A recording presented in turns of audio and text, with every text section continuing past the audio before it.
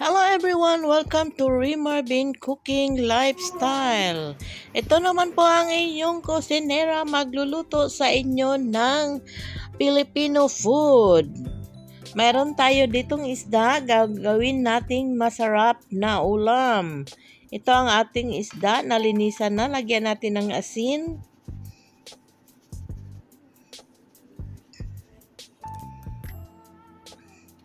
Kuripot ang amo namin. 6 kami, 3 isda lang ang binili. Ayan, lagyan natin ng asin bago iprito. Lagyan natin ng paminta. Tapos lagyan natin ng kalamansi or lemon para matanggal ang lansa. Dahil ang isda dito is malansa talaga. Ewan ko kung bakit. Hindi kagaya sa Pinas, masarap ang isda pag presko. Yan, lagyan natin ng kalamansi or lemon. Ayan, tapos iprito natin.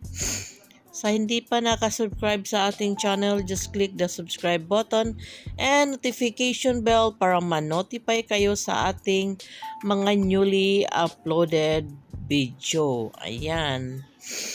Ang inyong kusinera naghatid sa inyo ng panibagong ulam na naman para sa ating makasamahan dito sa bahay. Ayan, pagkatapos nating malagyan ng asin, paminta at lemon, ito ipiprito na natin. Dahan-dahan lang at ingat dahil masyadong mainit ang ating mantika.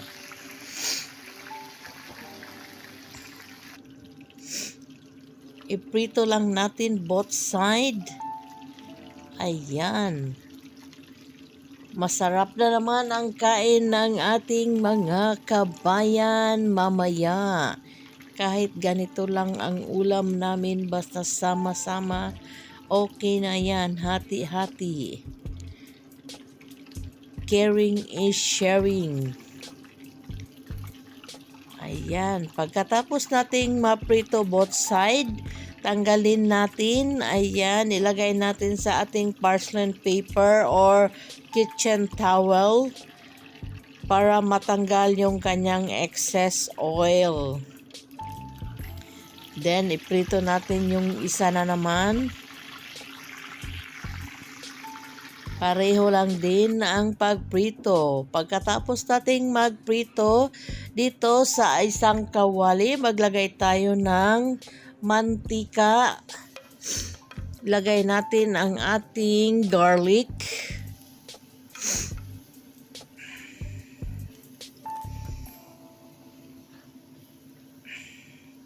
Isutay lang natin hanggang mag-aroma. Sunod natin ang ating ginger. Then onion at saka yung ating siling berde. Ayan, maraming onion, masarap. Yan. Igisan lang natin mekos-mekos hanggang mag-translucent.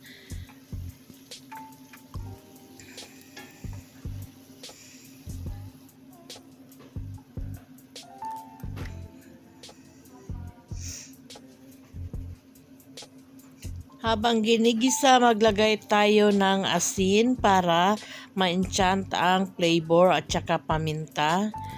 Yan, pampadagdag lasa yan kasi habang ginigisa natin ang sibuyas, lagyan natin ng asin para manunuot yung kanyang lasa. Then, maglagay tayo ng seasoning granules. Pagkatapos, ilagay natin ang ating napakaganda at namula-mulang kamatis.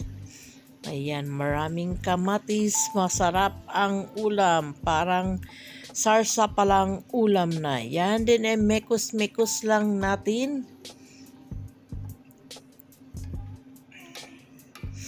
Damihan na lang natin ng kamatis kasi ang isda natin is tipid. Ayan, then maglagay tayo ng Thai patis. Ito ang patis dito. Wala kaming Philippine patis. May patis kami yung Thai. Authentic. Kunti lang ilagay natin kasi baka umalat ang ating niluluto.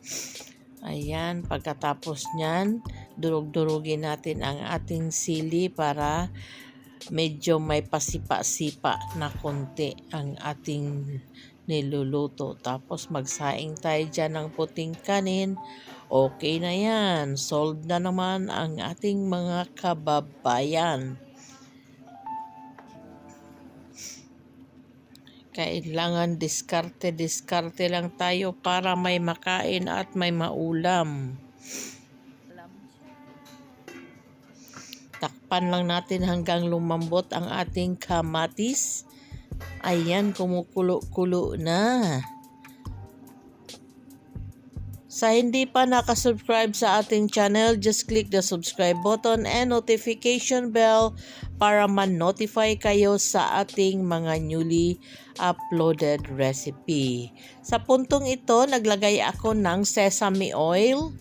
Ang sesame oil is pampadagdag lasa at pampasarap sa ating mga pagkain. Ginagamit ito lagi sa mga Thai food. Ayan. Ang sarap ng sesame oil pag nilalagay natin sa ating food.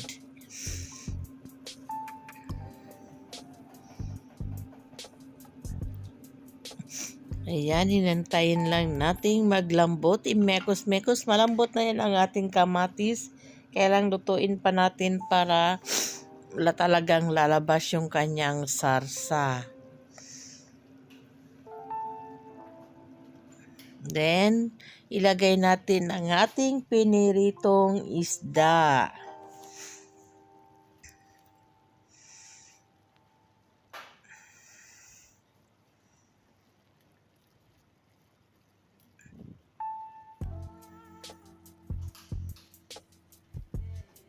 Ayan, iganyan lang natin para both side din is makalasa ng ating sarsa. Oh, ayan. Oh, di ba may ulam na naman ang inyong mga magagandang kasama. Ayan, mga OFW, mga kananay, mga kainday, saan mang sulok ng mundo. Yan, ganyanin lang natin. Mga ilang minuto lang, pwede na natin yang i-serve. Ayan, bago natin i-serve, maglagay tayo ng coriander, pressed coriander. Magbudbud lang tayo. Optional lang yung ating pressed coriander dyan. Kung wala naman, kung mayroon din spring onion, pwede rin. Ayan, kaya lang wala kaming spring onion. Coriander ang nilagay ko. Masarap din yan sa mga ulam. Ayan. Sa puntong ito, pwede na natin yan siyang iserve. Ayan. Iserve lang natin na ganyan. Nakasanayan na namin pag kami lang kumain, hindi na ilalagay sa serving plate. Ayan. Yan mismo ilalagay namin. O, ayan. Kumakain na ang ating mga mahal na OFW. O, diba? Sarap na sarap sila sa ating putahe. Sana'y nagustuhan nyo rin ang ating niluto sa araw na ito. Ayan. Enjoy your meal, mga ka-OFW. Ayan. Maraming salamat. Thanks for watching. Bye-bye.